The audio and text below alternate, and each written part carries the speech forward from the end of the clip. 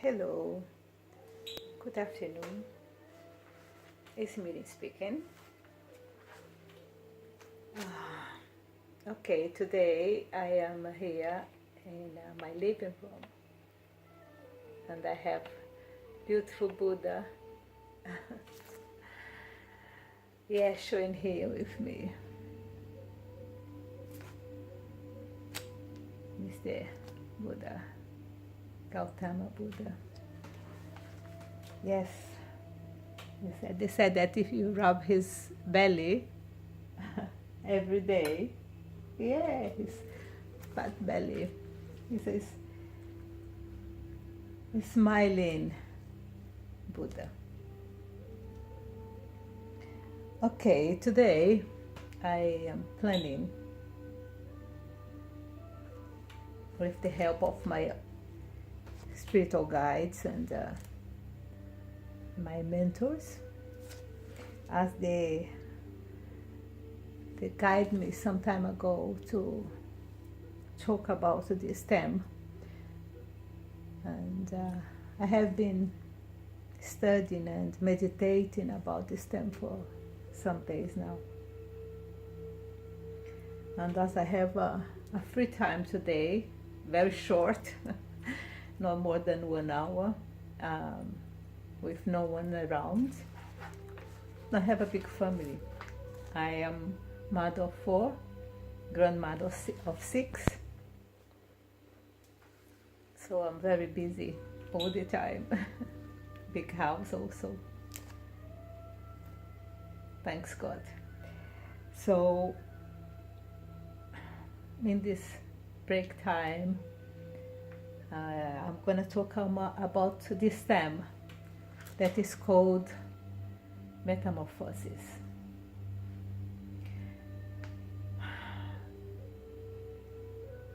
We know that many species in our planet go through metamorphosis. We normally think, when you think about metamorphosis, the first thing comes to our brain is the butterflies. That's the most common, that 99% of people knows about metamorphosis related to butterflies. But there is loads of other animals in our planet that goes through this process, this biological process. It's the process of an animal physical development from one stage to another stage. It's a very strong and abrupt changes, okay, from one type of things to another. Probably that's why when you think about metamorphosis, the first thing that comes to our brain is the butterflies and the wasps, because they are the one that's more, the change is amazing, big, and from one very strange creature. Most of people are very disgusting about these strange creatures. Some of them are very afraid of them also, because you have been teaching from when you are very young that caterpillars can harm us when butterflies don't. So that's why you related metamorphosis more with butterflies. But salamanders also go through metamorphosis. Some fishes go through metamorphosis. Mosquitoes go through metamorphosis. Moscas, moth, and beetles, all of them goes through metamorphosis. Frogs also. Frogs looks like a little fish when they are in this beginning of the process, and then they transform in frogs. Toads also, the bigger ones. So, but let's talk about what people link more with metamorphosis. This is the butterfly. The butterfly in the beginning of the process of life, they are little egg, and this egg hatches into a larva.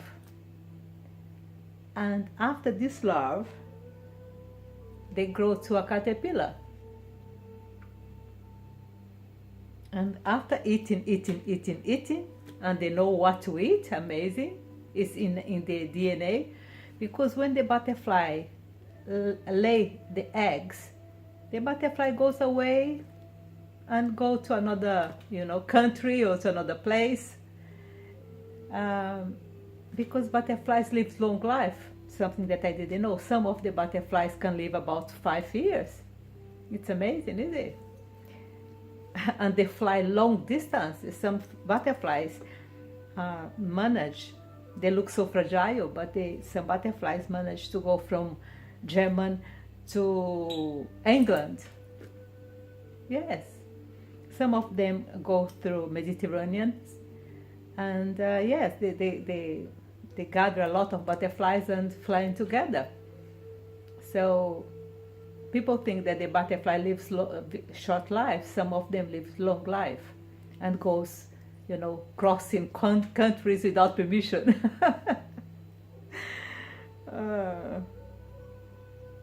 Amazing how, animals go through one country to another and they don't need to ask for a visa. So yes, many times when I am in Cyprus, I like to photograph them, and now that when I photograph them, I think, oh, where are you coming from, darling? Have you been crossing long distance to come here? But they use Cyprus as a base to have a rest and feed themselves, and then take off again. It's amazing, isn't it? So, and after, that's what I'm talking about, because when the butterfly lays the eggs, they fly away, they go. So all the information that the caterpillar needs, or the larvae needs to survive, is on the DNA. It's already there. It's in the anatomy. So even being by themselves, alone, they know how to survive, and they know how all the steps they have to go through in order to turn themselves in a butterfly. It's something inside them. I'm talking about metamorphosis, and I want you to pay attention to it, because it's a metaphor for us. Okay? Bee, ants, all of them, that is inside themselves. Even bees and ants are taking care from the female workers, but the butterflies know. Okay? So the ants and bees are fed by them, the workers, the female workers that work for them. But the poor caterpillars don't. The poor larvae don't. They have to survive by themselves. And in order for them to turn in a butterfly is a long process, full of danger, full of dangers. But inside the DNA, inside themselves, they know how to behave and how to proceed in order to survive. And there is many insects that like to eat them. There is a lot of birds that like to eat them. They have the spiders that like to eat them. So they have a lot of challenges. They have to face lots of challenges in order to survive and complete the process of metamorphosis. So they are larvae, and then turns into a caterpillar and eat. And they know what they should eat in order to produce the right cedar the right material to invoke themselves in a cocoon to allow the process of a metamorphosis to occur.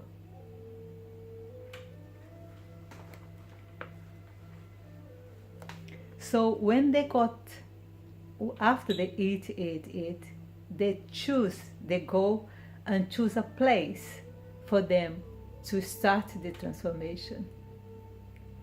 No one comes to tell them where to go, but they know from inside, from the information they have got inside the DNA, the inner self, they know what type of place is more secure for them to start the process. And what they do? They try to find a warmer and dark and protected place in order to start the process of metamorphosis. And when they found the place, the right place for them, they start to build around themselves the cocoon, the silk. And it's amazing because a very strange creature, very, sometimes people say ugly, but sometimes I felt some of them so beautiful. They produce from inside out the silk to embroider themselves outside and invoke themselves and created the cocoon, and they start to enclose themselves in this silky house. But the silky don't come from outside. The silky, they are building around themselves. This stranger body comes from inside them. It's not help from outside at all. In any time of a butterfly life, there is help from outside. Never. The help is always from inside out. You can imagine you, a caterpillar, start to build something around yourself and enclose yourself inside that cocoon. You can imagine the feelings of it, to be enclosed in a very tight place for many days, and then start the process of growing different stuff on the body. They are not round anymore. It's a process of death. In the darkness of the cocoon, they are building themselves. They are recreating themselves. It's not an easy process. Metamorphosis is not easy. It's a solitary path.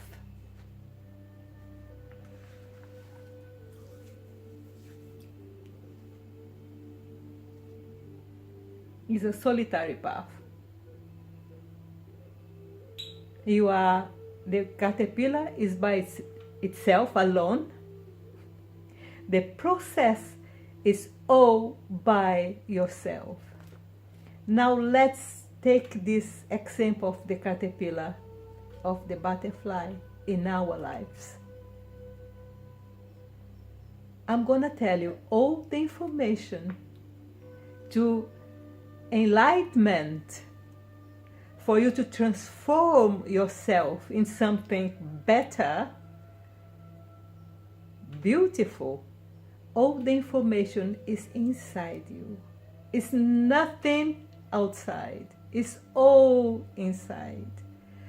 In order for you to enlighten yourself, you have to close yourself in a cocoon. You have to bring all this information from inside out.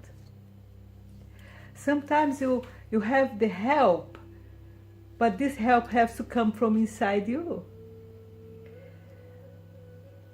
I'm studying now the collection called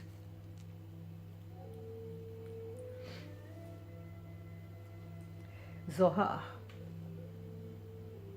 The Zohar is 22 books, and it has been wrote about 2000 and something years ago, okay, for Shimon Bar Yochai. In order to write this book, he stayed 14 years in a cave by himself, and the only companion he had was his son. Sometimes. And he stays in this cave for 14 years, and he wrote this Zohar. And there is a lot of wisdom on this collection. And I am reading it. And my desire when I'm reading it, that everyone should read it, because the wisdom that is in there is so amazing. But then, when I think about it, and I'm thinking, oh, I should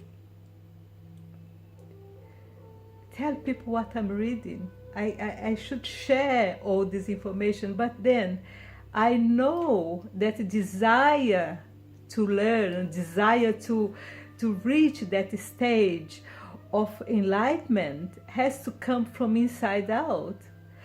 That search has to raise inside the soul. It's not me or anyone else. If I try to tell people or to, motivate people to search for this inner knowledge in order for them to grow and enlightened, it's not going to work, because this call has to come from inside out. The call for the larvae to turn into a caterpillar, and the call of the caterpillar to cocoon themselves in this little, small, tied place, has to come from inside out. It is a call from the heart, from the inner self. When this call came, then is no way of stopping the process. It's no way. You can't stop it. So the metamorphosis of your life has to come from inside your heart. And then you're going to search for the right material to store inside your body to start the process of creating the silky house around yourself, so you can enclose yourself. So what I compare the food or the plants, the leaves that the caterpillar eats in order to have the material, the resource to build the silk around itself, is what I'm doing now, studying, going after. But this has to come from inside. The caterpillar, no one said, oh caterpillar, there is a tree there, come on, go there and eat the leaves, then you are going to have the resource for you to build the silky house around you. No, this comes from inside her. It's on her DNA. And she knows exactly what type of leaf she has to eat, or it has to eat, in order to have the resource to build the house or the cocoon around themselves.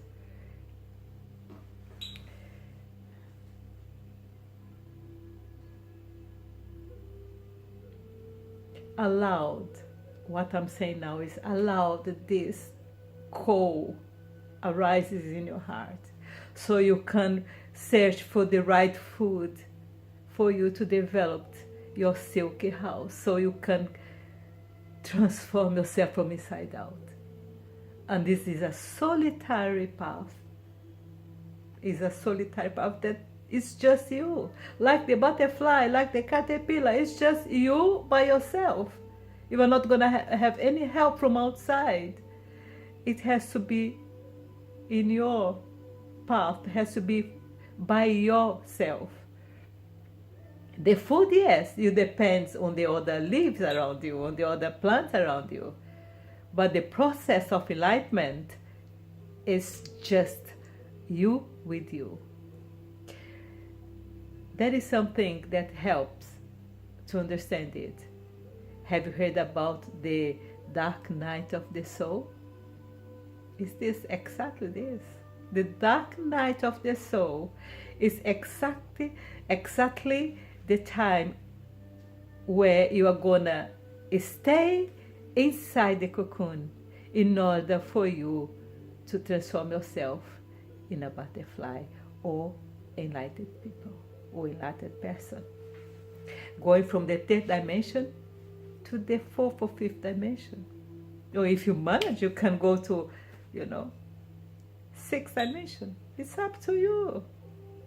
It's up to you. It's up to your desire, your emotional and spiritual DNA.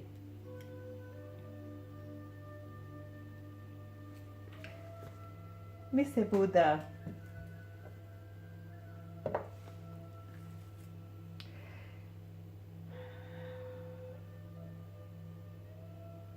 yes.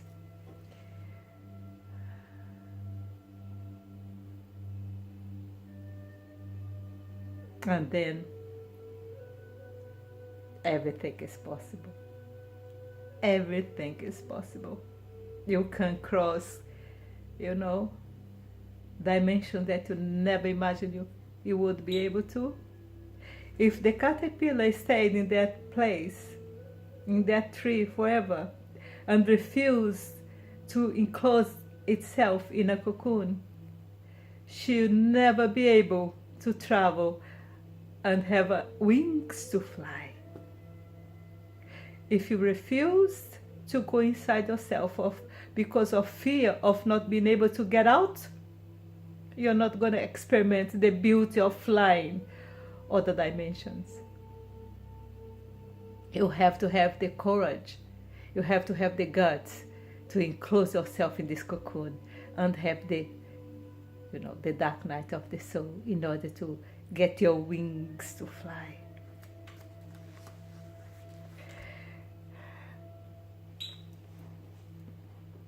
There is a saying that said, sometimes you need to sit in the darkness, in our own darkness, in order to see your own light. So in order for you to see your own light, you have to close yourself in this cocoon. Face the dark night of the soul so you can see your own light. And you're going to discover how beautiful and how big your light is. You're going to be able probably to help others to lay your eggs so they can also turn themselves into a butterfly.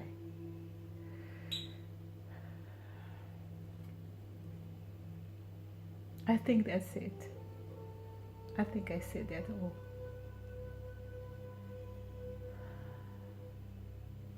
I hope this talk inspire you.